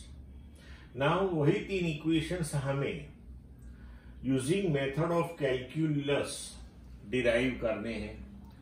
तो अब पहले हमें ये मेथड ऑफ कैलकुलस जो है उसमें हमें इंटीग्रेशन की मेथड यूज करनी है। तो आगे हमने डिफरेंशिएशन डिस्कस किया, राइट। तो जैसे डिफरेंशिएशन एक मैथमेटिकल मेथड है, उसी तरह इंटीग्रेशन भी एक मैथमेटिकल मेथड है। तो पहले ये समझ लो कि डिफरेंशिएशन में हमने क्या किया। तो मैथमेटिकली आप जानते हो कि जैसे हमने लिखा था कि d by dx of x raise to n that is nx raise to n minus 1।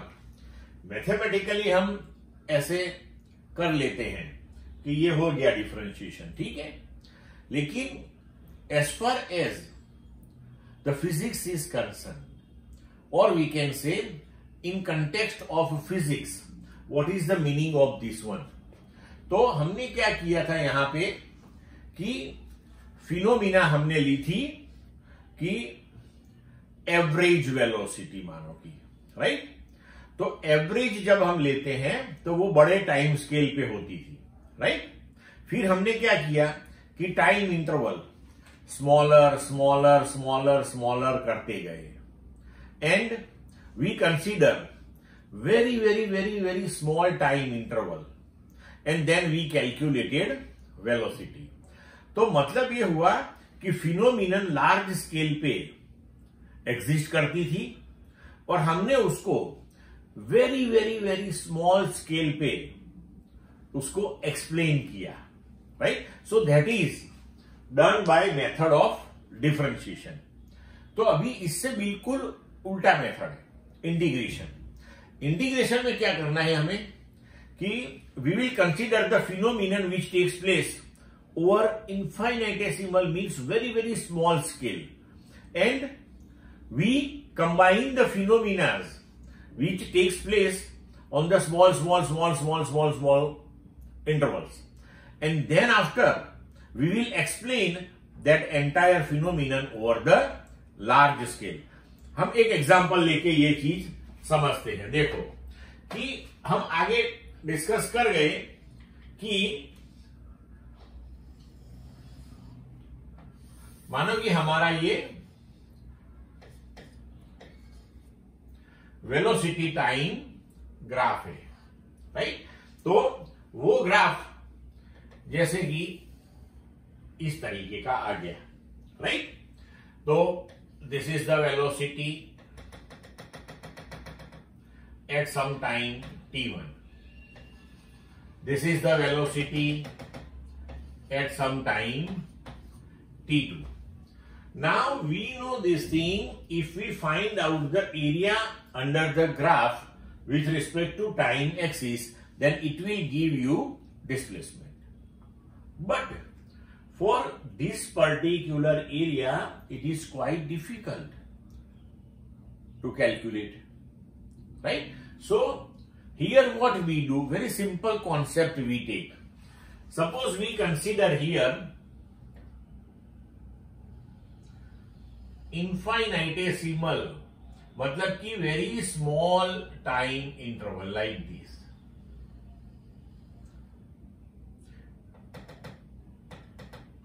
तो ये जो टाइम इंटरवल है वो हमने मानो कि ले लिया डेल्टा टी, ठीक है।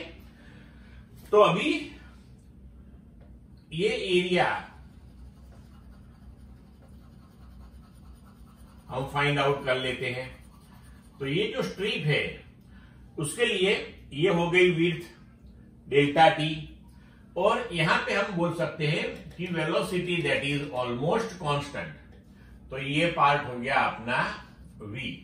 अगर हम v इंटू डेल्टा टी करें तो ये स्ट्रिप जो है उसका एरिया मिल गया हमें, right.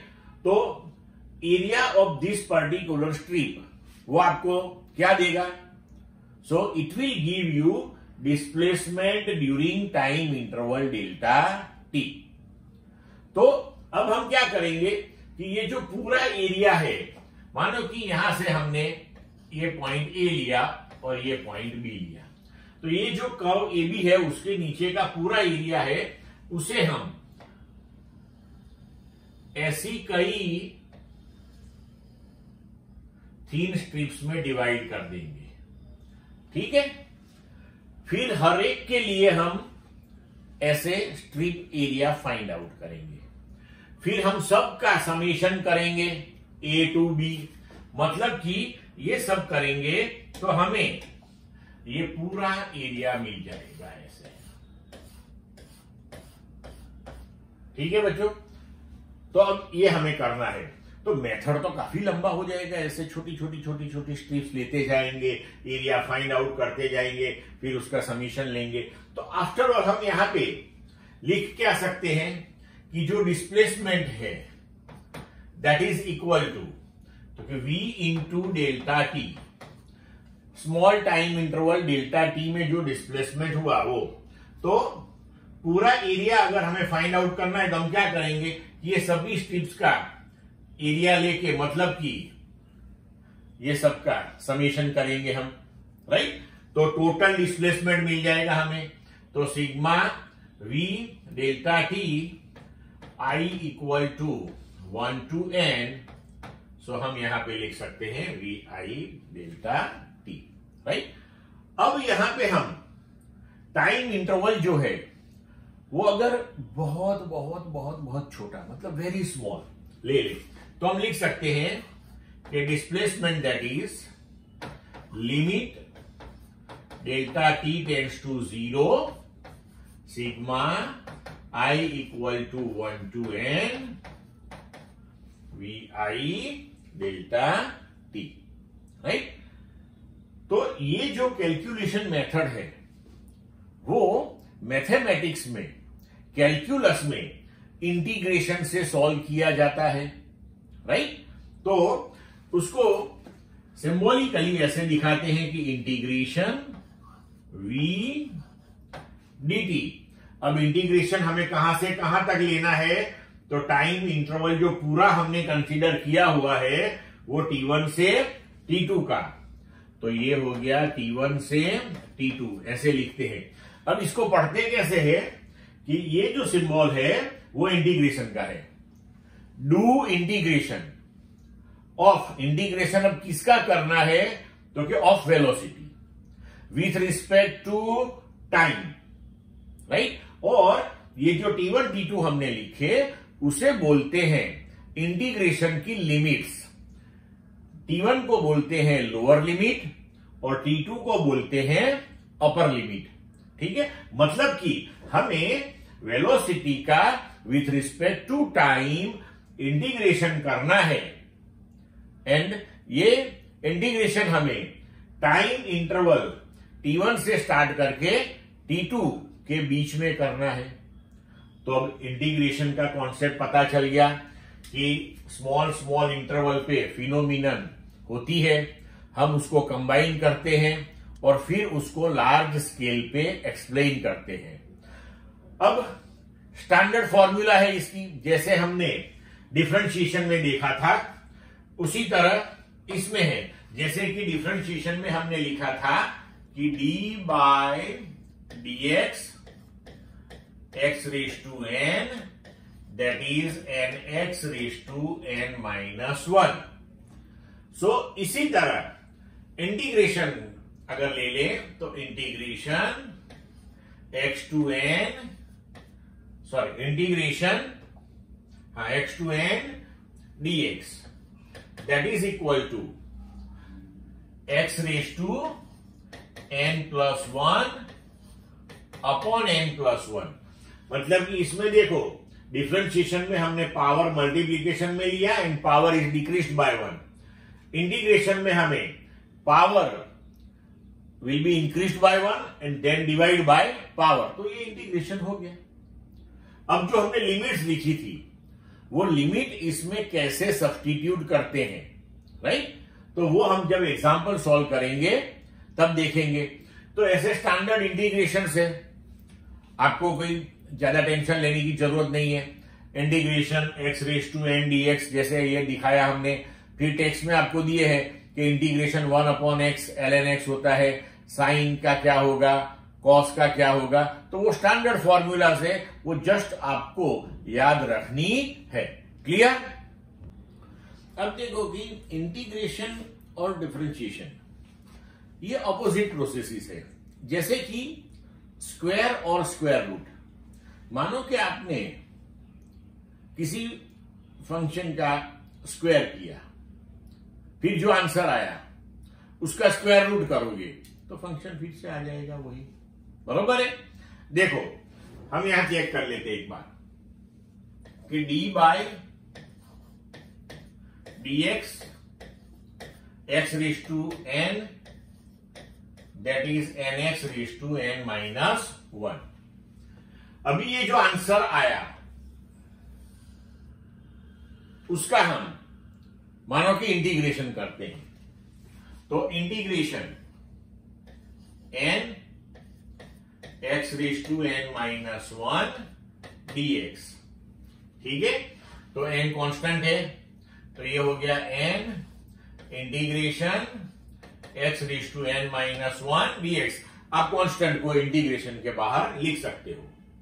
So this is equal to n, now power will be increased by 1, तो n minus 1 plus 1 and then divide by power, so n minus 1 plus 1, तो ये हो गया n x raise to n upon n, तो आपका answer हो गया x raise to n। मतलब कि x रेज टू n का आपने डिफरेंशिएशन किया, जो आंसर आया उसका इंटीग्रेशन किया, तो फिर से वही फंक्शन आपका आ गया। अब देखो उल्टा करते हैं कि integration x raise to n dx that is equal to x raise to n plus 1 upon n plus 1। तो अब ये आंसर आ गया, इसका हम डिफरेंशिएशन करते हैं। देखो d by d x x raise to n plus 1 upon n plus 1, ठीक है। अभी n प्लस 1 तो अपना कांस्टेंट है, so this is equal to n plus 1 as it is. अभी जो पावर है वो मल्टीप्लीकेशन में आ जाएगा, so n plus 1 x raise to n plus 1 minus 1, ठीक है। So this is equal to, now n plus 1 cancel, ये 1 1 कैंसल हो गया, तो आंसर आ गया x रेज टू n। तो x रेज टू n का हमने पहले इंटीग्रेशन किया, फिर जो आंसर आया उसका डिफरेंशिएशन किया, तो फंक्शन फिर से आ गया। मतलब कि ये दोनों एक दूसरे की अपोजिट प्रोसेसेस है। तो ये हम जब समझते हैं तो इससे हमें क्या बेनिफिट होता है। देखो कि अभी हमने आगे डिस्कस किया कि velocity that is dx by dt, displacement का differentiation with respect to time t करो तो हमें वेलोसिटी मिलती है। तो हम इसको ऐसे लिख सकते हैं, therefore dx equal to v dt। तो ये v dt हमें dx देता है, मतलब कि dt जितने स्मॉल टाइम इंटरवल में ये डिस्प्लेसमेंट हुआ। तो अब पूरे टाइम इंटरवल में अगर हमें डिस्प्लेसमेंट फाइंड आउट करना है तो हम integration dx t1 to t2 that is integration v dt t1 to t2, sorry यहां पे x1 टू x2, ठीक है। तो अब दोनों साइड हमने इंटीग्रेशन कर लिया, तो हमें यहां पे displacement on left hand side मिल जाएगा पूरे के पूरे टाइम इंटरवल t1 से t2। मतलब कि x का differentiation with respect to time t करने से वेलोसिटी मिलती है, तो अगर वेलोसिटी का with respect to time integration करने से हमें डिस्प्लेसमेंट मिलेगा।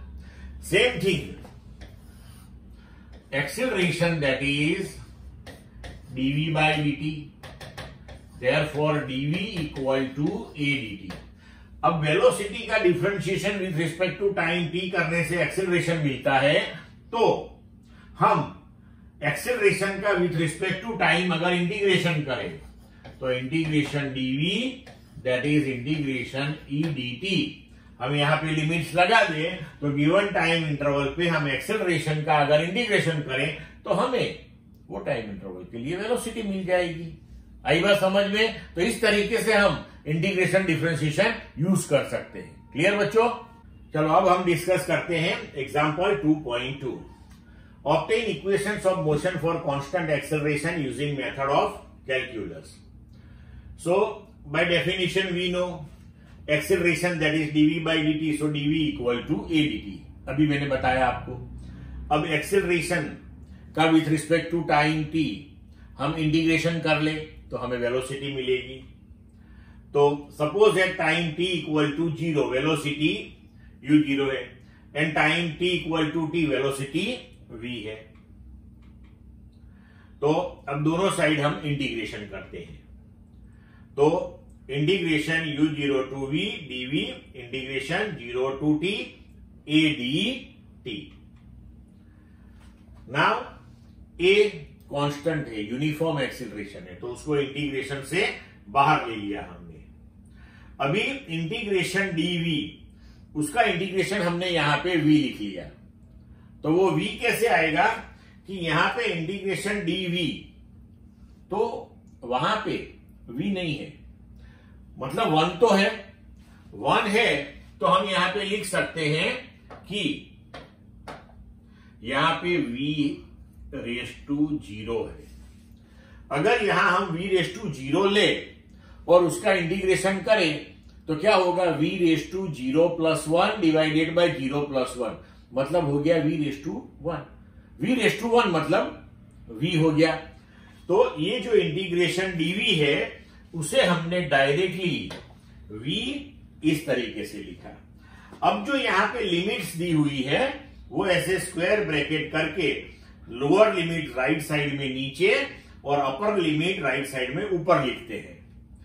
उसी तरह यह इंटीग्रेशन dt है तो उसका हमने सिंपली t लिख दिया, क्योंकि इंटीग्रेशन dt यहां t का कोई पावर नहीं है, मतलब 1 तो है, 1 तो है मतलब कि t रेस टू 0 है।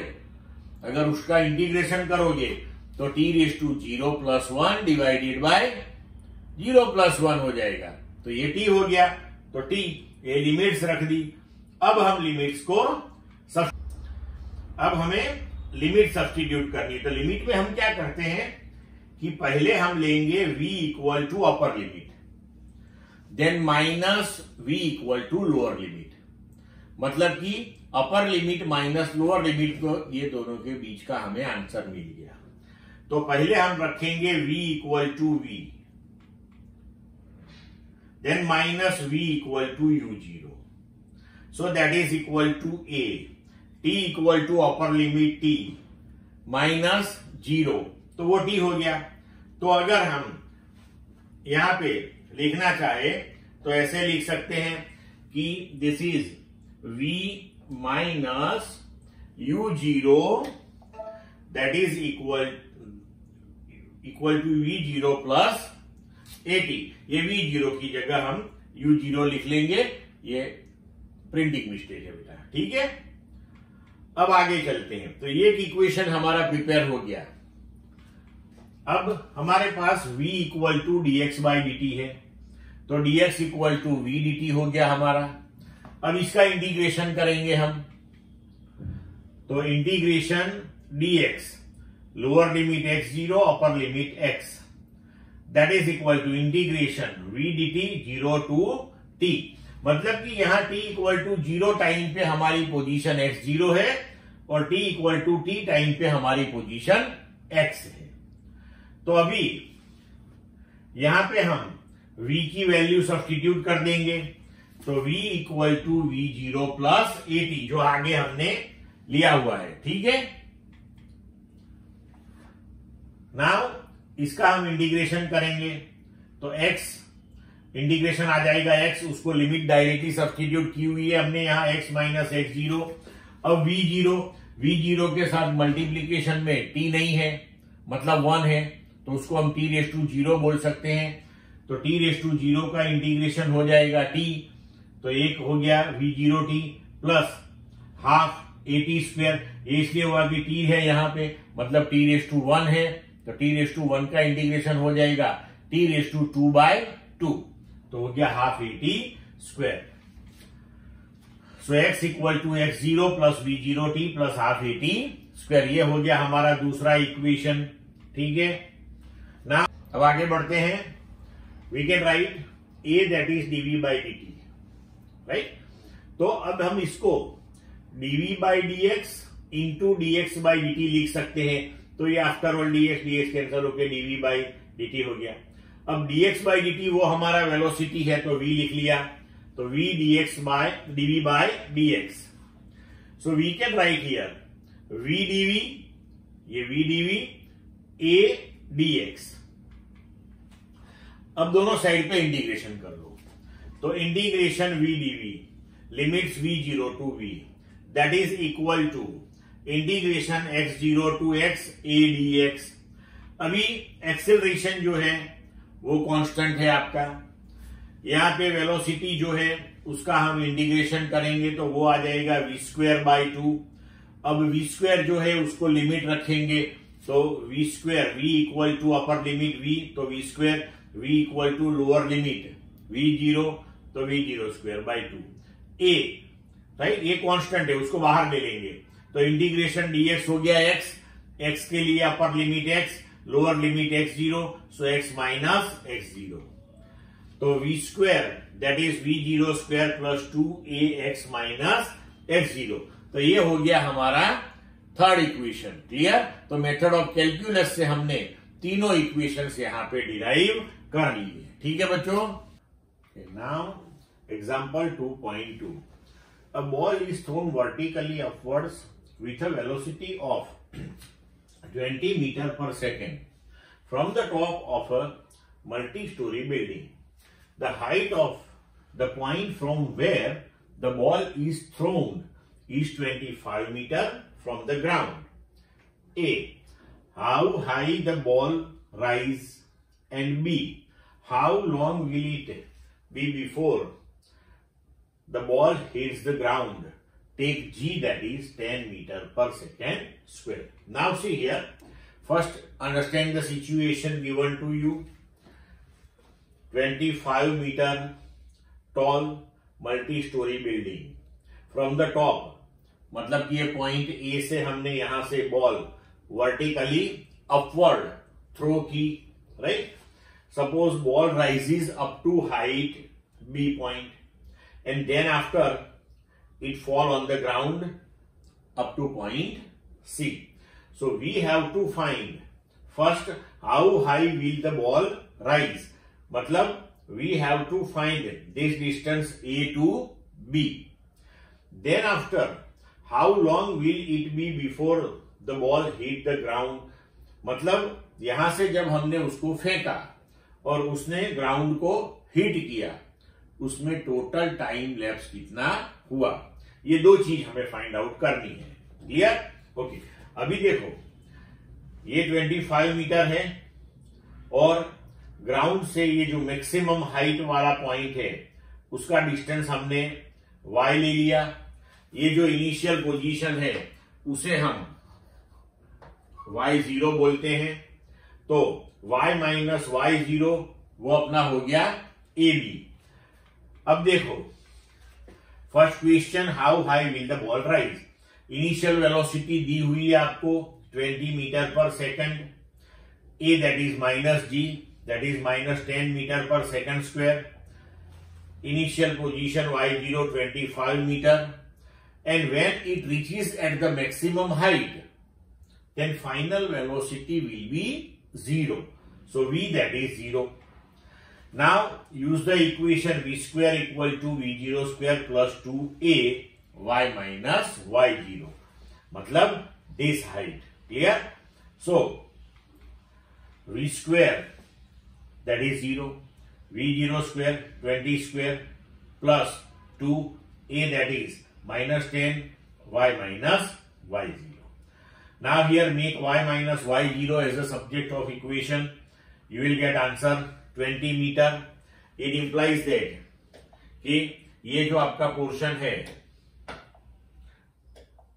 इतना,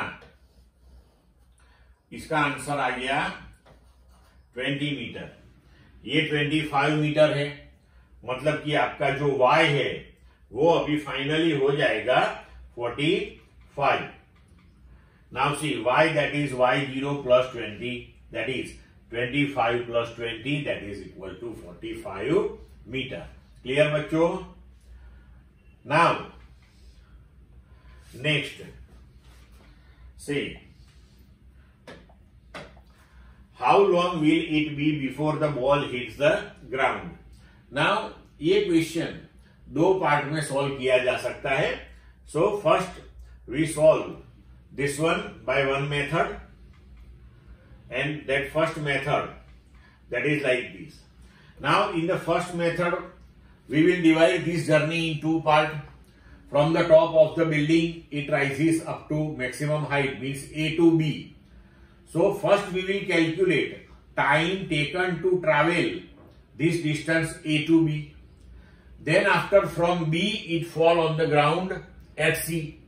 So we will calculate time taken by ball to move from maximum height B to ground C.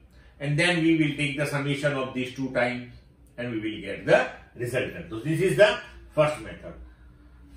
In the first method, we split the path in two parts. The upward motion A to B and the downward motion B to C, and calculate the corresponding time taken T1 and T2. Now see, the velocity at B when it reaches at the maximum height, that is 0. Now use the equation V equal to V0 plus AT. From the top when we throw the ball, initial velocity 20, final 0 minus 10, A, that is minus 10, time taken, that is suppose T1. So here we will get time taken T1 to move from A to B, that is 2 seconds. This is the time in going from A to B. Now next thing, from B or the point of the maximum height, the ball falls freely under the acceleration due to gravity. So when it is freely falling from B, initial velocity, that is 0. Now we can use the equation y equal to y0 plus v0t plus half at square. Now y0, initial position, that is 45 meter, final position when it hit the ground, that is 0 meter. Initial velocity when from height, maximum height, it is freely falling, means initial velocity, that is 0. A, that is minus g minus 10. So substitute all these value here. Suppose in this process the time taken, that is T2, so T is replaced by T2. Now if we make T2 as a subject of equation, we will get the time T2, that is 3 seconds. So here A to B time taken is 2 seconds. B to C time taken is 3 seconds. So our answer, that is the total time taken by the ball before it hit the ground, that is T1 plus T2. So that is equal to 2 plus 3, that is 5 seconds. Clear? Now second method. Now in second method, we can do initial position from where it is thrown, that is top of the building. So y0 25.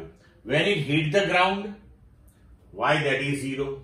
Initial velocity 20, A minus 10. So using this one directly you can calculate total time, because initial and final positions are taken as it is. So y equal to y0 plus v0t plus half at square. So 0, y0 25, v0 20 into t plus half, A minus 10 into t square. Now 5t square, this one is t square. Okay. So 5t square minus 20t minus 25, that is equal to 0.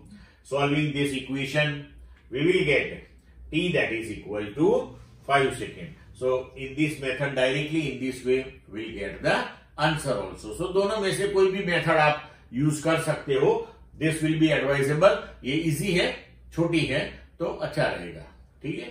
Now next example, free fall. Discuss the motion of an object under free fall. Neglect air resistance. Now see, for free falling body, we know when we release the body, it is free falling under the effect of gravity.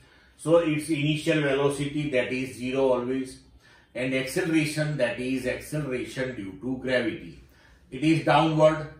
So here we consider downward, that is negative direction, upward, that is positive. Therefore we take A equal to minus G, that is minus 9.8. Okay.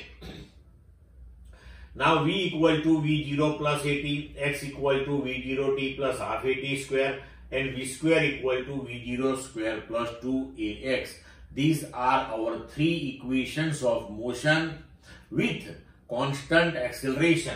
And here acceleration, that is acceleration due to gravity, and that is constant one. So we can use these equations. Now see here, if we substitute the values, V equal to V0, V0 is 0, A that is minus G, so T. Value of G, that is 9.8, so we can write V that is equal to minus 9.8 into T meter per second. Second equation, X or Y you can take. Here vertical motion we consider, so we take here Y except X. So V0 that is 0, A that is minus G, so minus half GT square, G that is 9.8, so we'll get 1 by 2 into 9.8, that is 4.9 T square, so minus 4.9 T square, that is your Y. Now third equation, V square equal to V0 square plus 2AX, X will be replaced by Y, so V square equal to 0 minus 2GY, so we can write V square equal to minus 2G, that is 9.8, so 2 into 9.8, that is 19.6 Y, right? That is meter square per second square, because this is V square. Okay. Now see, the variation of acceleration, velocity and distance with time, that we can plot as shown in the figures. Now see, first, that is acceleration versus time. Now this one is constant acceleration, because this motion is under the effect of gravity. So acceleration is gravitational acceleration, it is constant one. So here we will get a straight line parallel to the time axis, right? Because acceleration is not changing, and it is minus 9.8, so it is taken on negative y-axis. Then after, see velocity. So V equal to minus 9.8 T. So V directly proportional to time, right? But here negative sign. So the graph that is in fourth quadrant, time is positive. Here velocity is negative, and it is a straight line graph.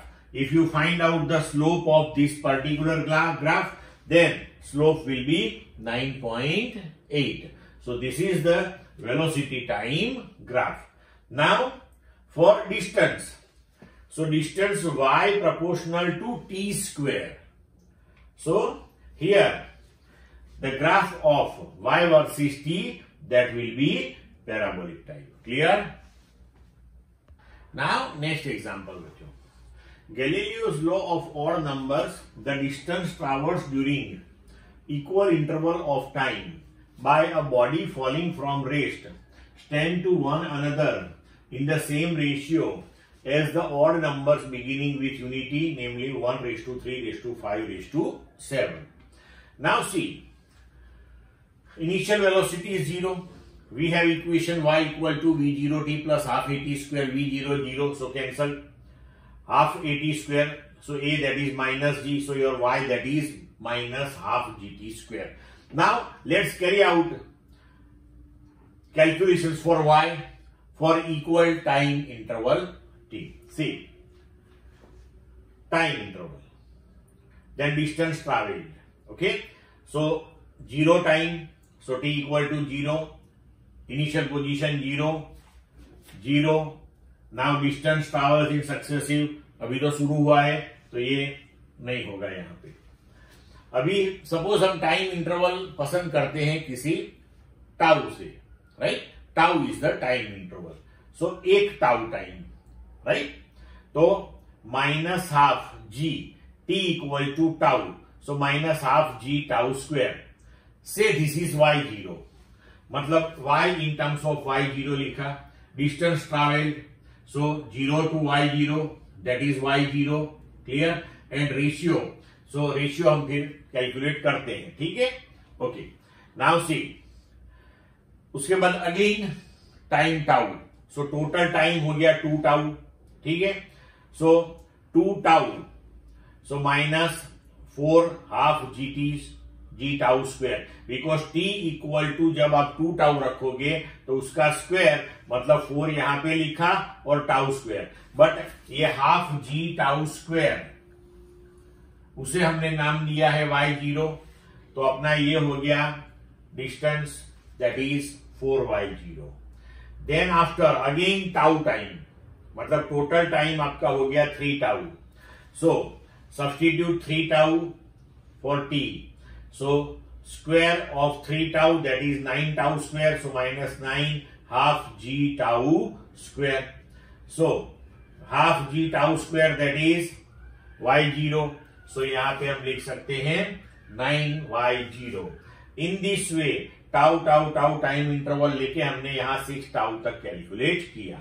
अभी देखो कि y in terms of y0 हमारा क्या आया, तो पहले आया y0, फिर आया 4y0, फिर आया 9y0, फिर आया 16y0, फिर 25y0, then 36y0, right. So distance traverse in successive interval, तो पहले टाउ इंटरवल में कितना टाइम, सो y0 -0, फिर दूसरे टाउ में 4y0 -y0 that is 3y0, फिर उसके बाद के टाउ में सो 9y0 -4y0 that is 5y0, उसके बाद टाइम इंटरवल टाउ, सो उसमें 16y0 -9y0 that is 7y0, उसके बाद में 25y0 -16y0 that is 9y0, then after 36y0 -25y0 that is 11y0, right. अभी हम कैलकुलेट करेंगे ratio of the distance traverse, तो ये रेशियो हम कैलकुलेट करते जाएंगे, सो दिस बाय दिस, तो ये हो गया, राइट। पहले वाला तो y0 है, तो y0 by y0 1, उसे then 3y0 by y0 that is 3, then 5y0 2y0, 7y0 2y0, then 9y0 2y0, like this. Here the ratio of the distance traversed comes to 1:3:5 to 7 to 9 to 11। तो जो हमें यहाँ पूछा गया था कि one another in the same ratio as the odd number beginning with unity, namely 1:3:5:7, 1:3:5:7:9:11, like that. Clear बच्चों? Now next example, stopping distance of vehicle। अब ये स्टॉपिंग डिस्टेंस ऑफ व्हीकल क्या होता है, तो जब हम व्हीकल लेके निकलते हैं, तो जब हम व्हीकल को ब्रेक अप्लाई करते हैं, तो जैसे हमने ब्रेक अप्लाई किया एग्जैक्टली उसी मोमेंट पे व्हीकल स्टॉप नहीं हो जाता है। हम ब्रेक अप्लाई करते हैं, then vehicle will be stopped after covering some distance. तो ब्रेक अप्लाई किया और उसके बाद व्हीकल स्टॉप हुआ, तो इस प्रोसेस में जो डिस्टेंस कवर किया व्हीकल ने उसे बोलते हैं stopping distance. So when brakes are applied to a moving vehicle, the distance it travels before stopping is called stopping distance. It is an important factor for road safety and depends on the initial velocity v0 and the braking capacity or deceleration minus a। जब acceleration बोलते हैं तब velocity हमें पता चलता है कि velocity is continuously increasing. जब वेलोसिटी इज कंटिन्यूअसली डिक्रीजिंग तो एक्सेलरेशन नेगेटिव आएगा। तो ये नेगेटिव एक्सेलरेशन है, उसे डिसेलरेशन भी हम बोलते हैं। -a that is caused by the braking. Derive an expression for stopping distance of a vehicle in terms of v0 and a. Let the distance traveled by the vehicle before it stops, that is ds. Use the equation v square equal to v0 square plus 2ax. So when vehicle is stopped, final velocity is 0. वो तो सीधी बात है, right? अब acceleration तो वो negative है। Now final velocity 0, that is equal to v0 square plus ads, right? Here 2ads, x equal to ds, that is the stopping distance. So you can write ds that is equal to minus v0 square by 2a. अब जब आप a यहां पे substitute करोगे, a that is deceleration, सो उसकी value आपको negative substitute करनी है। तो ये नेगेटिव नेगेटिव कैंसल होके आपका distance covered that will come to positive. ठीक है बच्चों, clear? Now next example, reaction time. When a situation demands our immediate action, it takes some time before we really respond.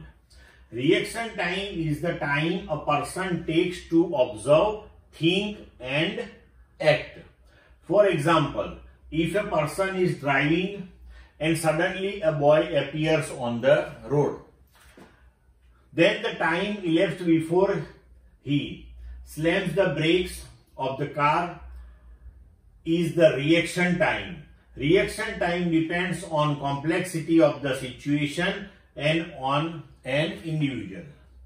You can measure your reaction time by a simple experiment. Take a ruler and ask your friend to drop it vertically through the gap between your thumb and forefinger. After you catch it, find the distance d traveled by the ruler. In a particular case, D was found to be 21 centimeter. Estimate the reaction time.